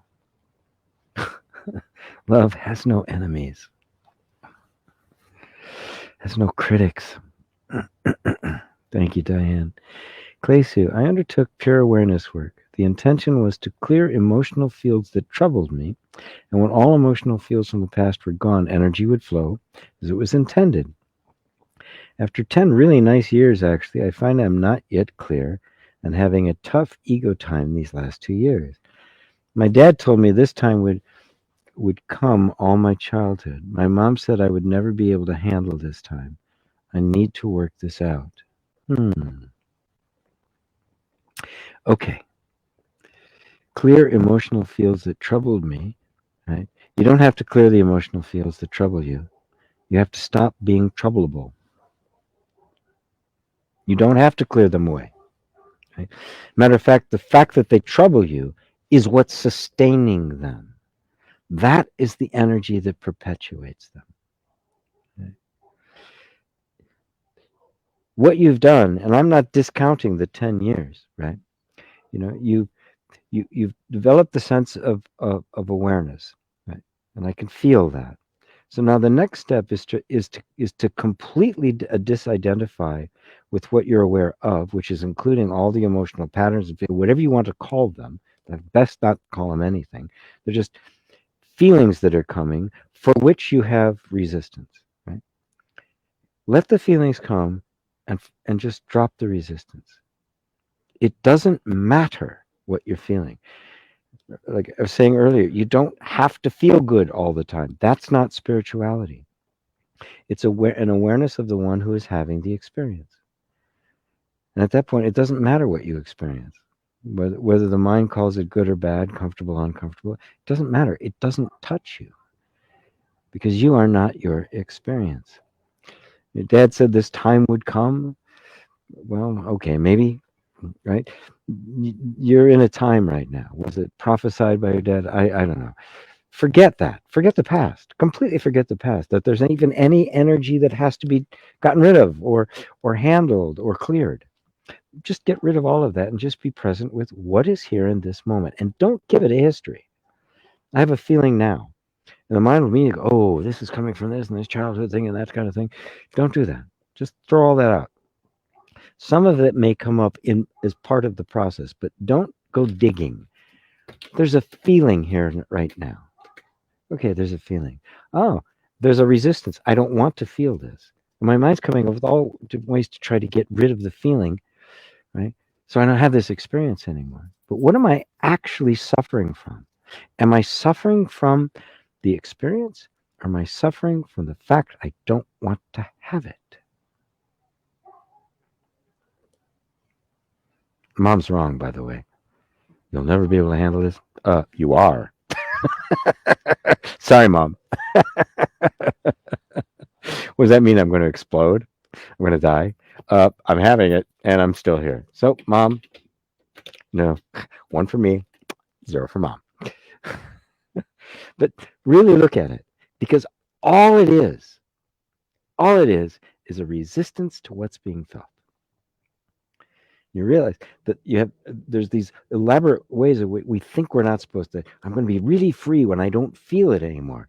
No, you're going to be free when you don't care whether you feel it anymore or not, where it simply doesn't matter. God, I really feel like shit today. Okay.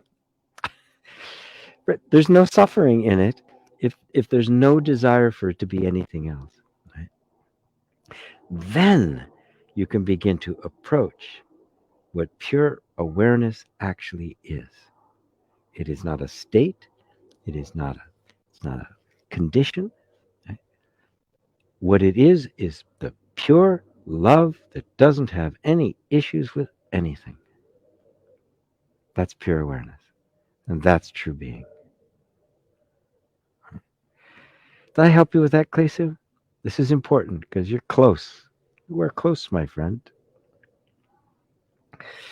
Hi, Nazarene. Good to see you. Hendrik. So that which thinks it perceives and tries to get rid of the false identity isn't it. But that unchanging openness is. So no need to try to change myself, because that self is what's happening on autopilot out of a bunch of circumstances. So searching is a distraction of what is. Yes, if you really see that, right? The searching, at first what happens is it changes shapes. It becomes more about, I'm trying to find the self. It becomes more about exploring the self. Wow, what is this depths of me?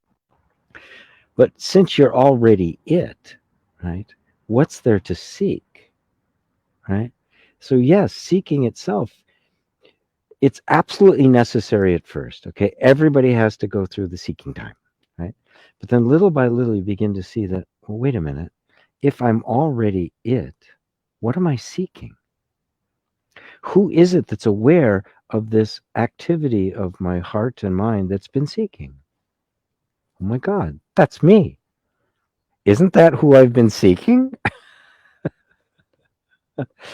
So the thought that says I've got to get rid of this false identity is the false identity, but now it's shifted. It's a little shapeshifter, right? It didn't used to just be the false identity. Now it became the spiritual false identity. It has to get rid of this other identity, also an identity, right? You don't have to get rid of anything, right? You're it. What do you need to get rid of? What could you get rid of? That unchanging openness, that which is aware of the false identity and the attempt to get rid of the false identity, that's aware of the seeking and the search and the seeker, that's you. Are you not the one that is aware of all of that? And now even the identity as the seeker begins to diminish. And you find I am that. And that I am that. I've always been that. That's what you'll find is absolutely impossible for the mind to grasp. Yeah, right. Okay, and we're gonna really realize that now. There's not even anything to realize. Ultimately, there is no enlightenment because there's no ignorance. All opposites disappear. All of them. There's neither good nor bad, nor up nor down, nor male nor female, comfortable, uncomfortable. You'll find that those are all categorizations of thought, and reality is beyond all categorizations of thought. It cannot be spoken. The best you can say is, I am that. The only obvious truth. And even those words, right? I am that by which I know I am. It all just goes poof. Searching is a distraction of what is, but even the one who's getting distracted is appearing in front of you, isn't it? So there's not even anybody getting distracted. There only is what is, right? Are you following that? You're not what isn't, and there's something else that is trying to find you. When you find what is, who's going to recognize that it's what is? Oh, what is has to recognize what is. So, what is that different from you? The seeking, the seeker, the search are all being watched by what is. You say I am, right? What is? Who can say what is except what is? You are that. I rest my case. Bob, I'm soaking up your words. You are right. There's a tendency to hold on that feeling. Yes. Oh my God, it's going to go away. I'm going to feel shitty again. And so what happens, right? That itself plants the seed for feeling shitty, right? Because no feeling lasts, which means no feeling is it. Because if it's it, that which actually is, it isn't sometimes and not is some other times. It doesn't come into being. The infinite doesn't have a beginning. So, yes, good. I'm glad you caught that. Yeah. It's a subtle one, and I see it happen all the time. Hendrik is following. Good, good. Diane, oh, yes. Great. Fantastic. Thank you. What you said to the feeling of emotions is like the only way to healthily go along. Yes, because you're not the emotions, and they're going to react. That's their job, right? See something I like, they're going to go, oh, ooh, I like that. When they say, I don't like it, get me out of here, right? That's what they do, right? Right? What does that have to do with you, right? Could they function without you, right? Could there be emotions without you there to perceive them? Do they emote themselves? Pay attention to the one experiencing the feeling, the one looking at the thought, the one that's seeing all of this go by, the one that's watching the seeking happening, right? And isn't that you? Is that different from you? Beautiful. Beautiful. David and Elaine, wonderful satsang G. Deep appreciation for the beauty of your words. Having passed your probation period as resident sage, we wish you love and blessing in your role as wandering sage. I've earned the right to wander. The itinerant preacher is in my tent meetings. I'm going to go over here, set up. Wouldn't that be funny? Oh my God, wouldn't that be funny? Non-dual satsang tent meetings.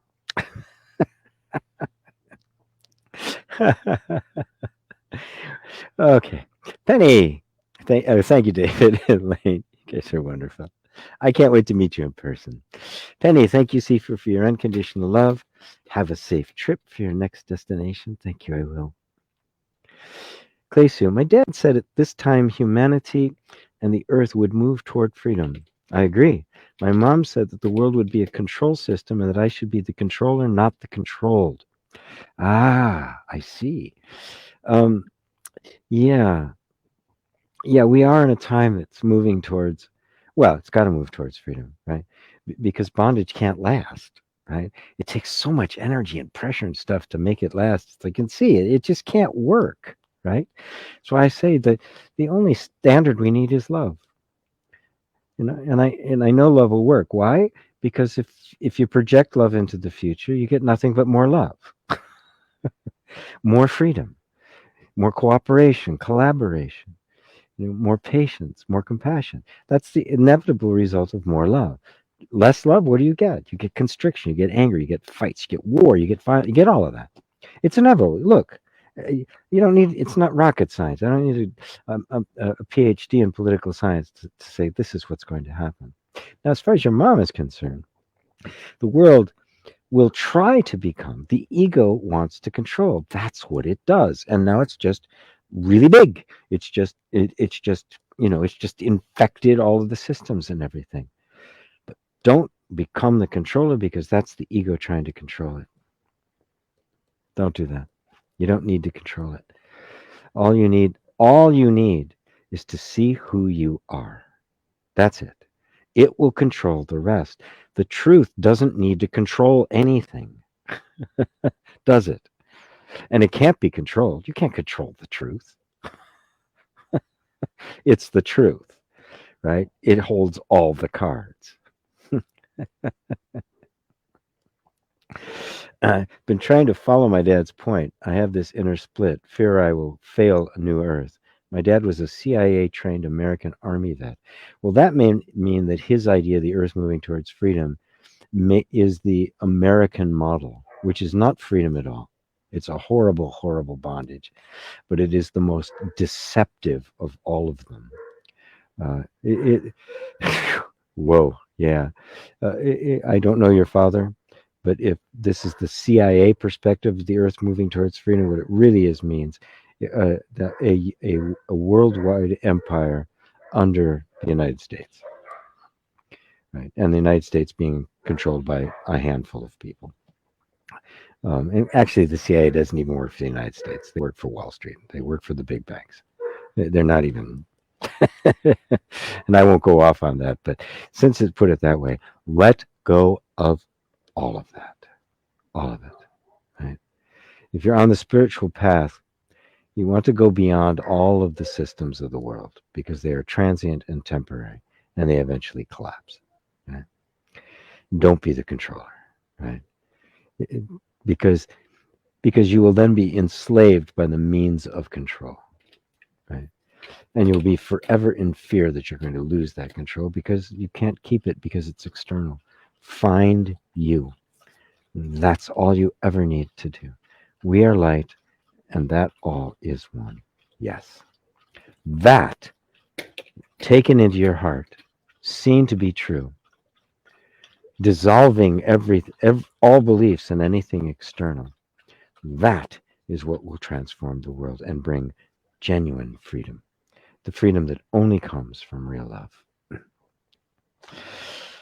Klesu, thank you. Gee, thanks for this. Another beautiful and uplifting satsang. I wish you a smooth and happy travel to Frankfurt and all the best in your new place. Thank you all. Yes, this is off on another adventure. And I got to tell you all, just like any other human being, I'm both filled with absolute excitement and terror. It's like, what have I done? Well, just like I did, 6 years ago. I left it all behind and just started wandering. It's like, what have I done? Well, the same thing I always do. And my kids love their crazy old man. It's delightful. They're both very proud of me. Yeah, he's willing to just leave it all and go off. Which do you prefer? To have a nice, safe life, have everything you need, everything you've ever wanted, but you can't leave, or to not have all the things you want and to have the freedom to just move. I said, that's my dad. Roz, the idea of Advaita seems to be spreading everywhere. I'm reading a recently written sci-fi novel where a character has the narrative chain he thought was himself swept away. Yeah, it is. Yeah, it is. The insight into the true nature of the self and the illusion of the false self. You are seeing it appear everywhere. And believe me, folks, you are going to see it more. Notice, some of you here 10 years ago may never have heard this. Lisa, who is my producer of my show, she'd never heard the term non-duality or self-inquiry until she met me. And we just met at another thing. that really had nothing to do with it, and she heard me refer to it, and that was the first time, which is like been just about a year ago.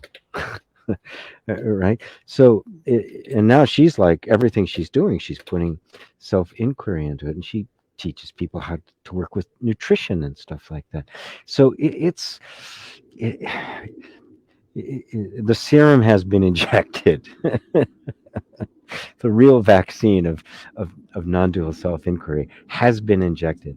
We've all been, in fact, we've all been uh, uh, uh, immunized using it, and you'll just see it appearing more and more and more and more.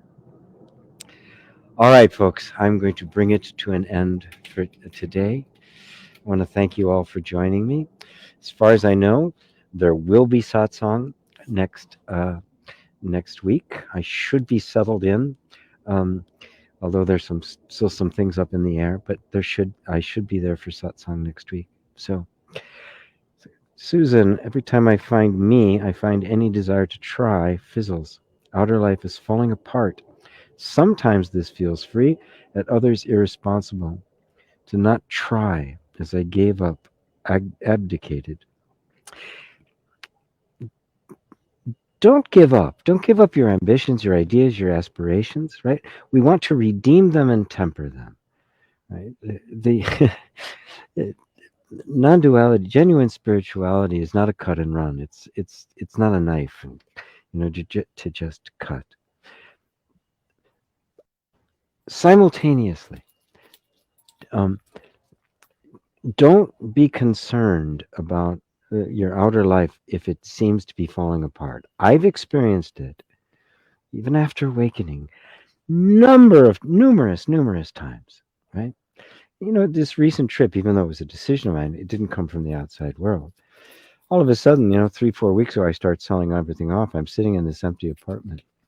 Right? It's like, is everything falling apart? Did I do the right thing? Those thoughts appear. Now, they don't they don't sink in anymore, right? But nothing's going to stop. There may be nothing stopping them from appearing. Your life is not falling apart; it's coming together. Just continue to focus on the finding of the me, right? And you'll see that the desire to try isn't there. Okay, but just notice that there are things during the day that need to be done, and do them, right? Don't have to try, but just the necessities and whatever's coming in life come and go. Okay, I got to do this. I got to make this phone call. I've got to cook this meal. I've got to I've got to do this, this thing for work, right? I have to do that every day. I have to sell classes in order to keep doing this for free. I meet with people. There's lots of things that I do. They're just part of what happens, right?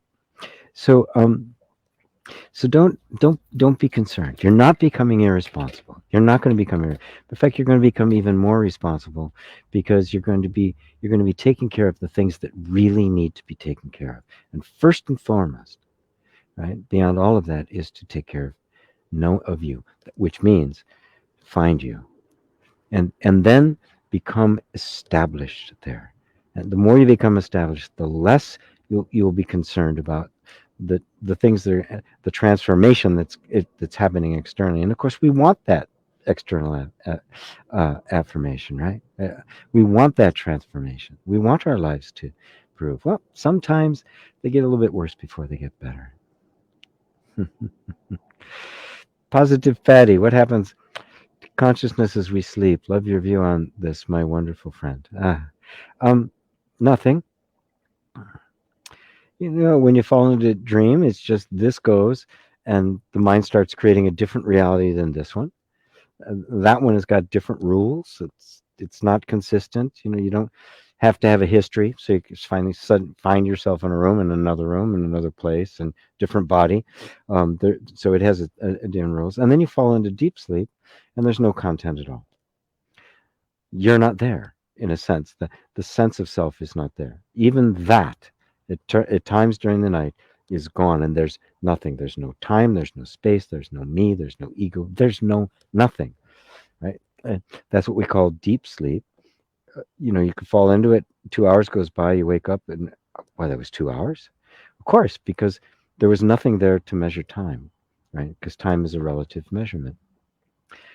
And that, so that deep sleep, then we love, right? We invest a lot of money in mattresses because, oh, God, I slept wonderfully.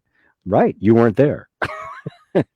This is the this is pointing to the ultimate bliss of existence, where you, the ego, is not there at all anymore. It is just the self. So, thanks, Positive Patty. Thank you. Enjoy traveling. Thank you, Klesu. Thank you, Joanna. Thank you, Susan. Hendrik, where do I see you schedule in Germany? I, I don't know yet because of all the lockdown stuff that's happening in Germany right now. I don't know how I'm going to be working out. I don't know when I'm going to be able to start working out, you know, live events and the like. But I'm sure it's going to happen sometime in 2022. So, I may be able to just kind of set something up, locally, private place. Maybe I have a place will be nice enough. I can have people come there, and we can do something there where it's not in a public space where it's going to be more regulated. So, on that note, everyone, I'm definitely going to take my leave of you now. I'm going to hang out for the rest of today with my son, his wife, my inherited grandson, and before I take off at about 4 or 5 in the morning. So, all my love to you all. And by the way, there will be no radio show this week because I'll be traveling. So Lisa and I we're picking a rerun to run on Tuesday. So until then, everybody, love you all and namaste.